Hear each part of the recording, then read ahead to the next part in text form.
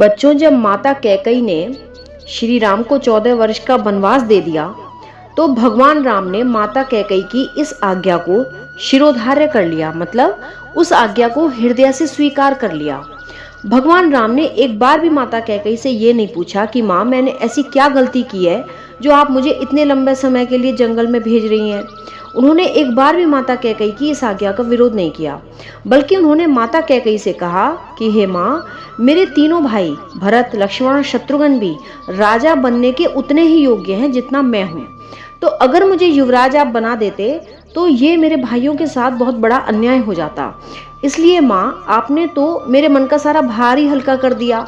भरत मेरा भाई धर्म के मार्ग पर चलने वाला एक बहुत ही अच्छा व्यक्ति है।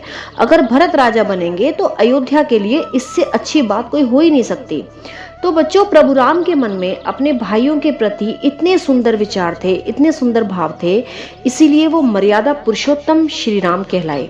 मर्यादा पुरुषोत्तम मतलब जो हर काम को मर्यादा में रहकर करता है, जो कभी भी अपनी लिमिट्स नहीं तोड़ता। क्योंकि बच्चों, मर्यादा पर ही ये पूरी सृष्टि टिकी हुई है।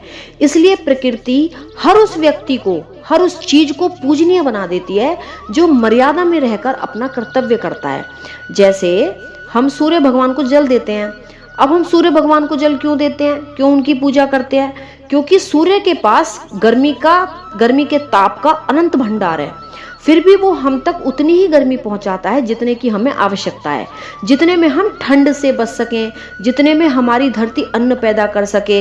इससे ज्यादा ताप तो सब कुछ जलाकर राख कर देगा, लेकिन वो ऐसा नहीं करता। सूर्य भगवान ऐसा नहीं करते और मर्यादा में रहकर इस पूरी पृथ्वी की सेवा करते हैं।